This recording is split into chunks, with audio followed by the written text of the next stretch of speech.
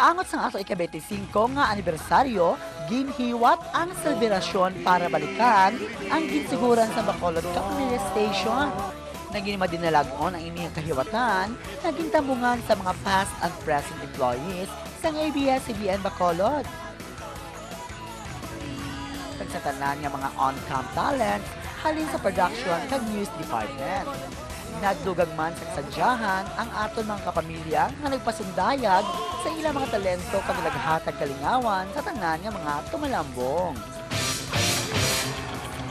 Pero ilabi sa tanan, ang selebrasyon ginhiwat para liwat magpililipon kag mag-ululupod sa paghanduraw sa 25 ka tuig nga paghatag balita, kasadyahan kag serbisyo publiko sa Kapamilya Station sa mga naglense.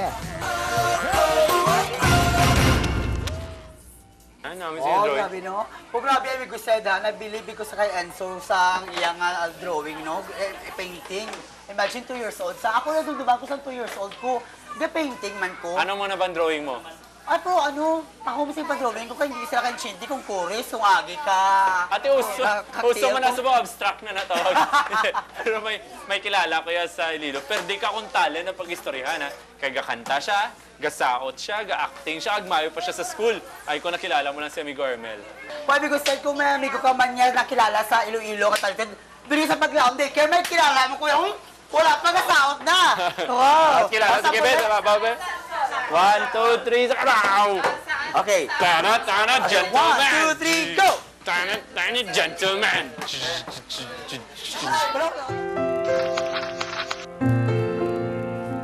Siya si Amigo Armel Villanis, isa ka multi-talented nga bata. Mapasaot, kanta kag acting, ang masarangan niya himuon. Na-discover ko si Armel nga multi-talented sang sugod nga nagpa-summer workshop ako sa iya sa Sikat Academy. Dito ko siya nakita nga si Armel, kabalo siya magkanta, kabalo siya magsaot, kag kabalo man siya mag-act. Kag amo na dito ang sugod ko nga nakita nga talented si Armel. Sa iya lamharon nga pangidaro, nag-umpisa si Armel sa pagpakita sa iyang abilidad nga nanginyabi agud mahasa pagid ang iya talento sa pagpasundayag sa entablado. Mga amigo, pod ko subong si Amigo Armel. Very young and talented kid nga I'm sure idolo niyo man. Good morning. Good morning. And Amigo Armel, when did you start nga mag-engage sa mga hobbies such as singing, dancing, and Nag-start ako mga 6 years old. Kay ginatudloan man ko sa akong family kag mga friends. Gusto ko diya mag-join sa contest kag gusto ko diya masikat paged para ma-share ko man akong talent sa iban. Imagine, sa iya edad nga 6 ka tuig, ginkit-an na sang pagkabibo si Amigo Armel sang iya ginikanan.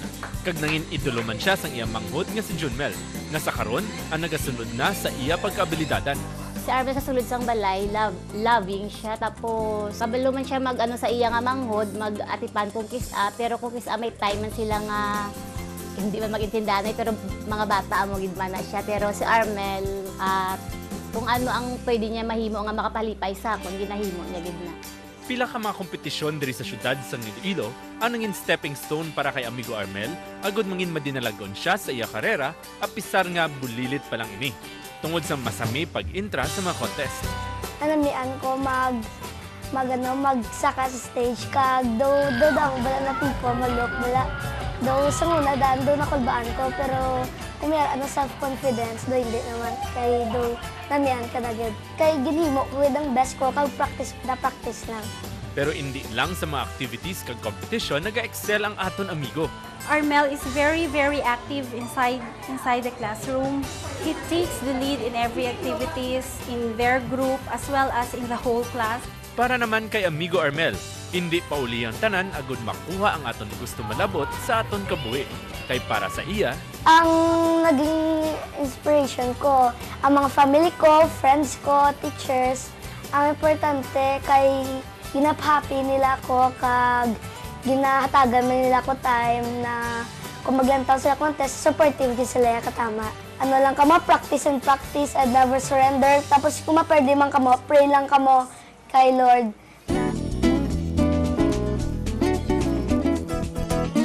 Atong kantuan, Munghanay Brothers ng Barangay Cambayubo, Calatrava. Inyo tutukan sa pagbalik sang Mag TV na, Amiga!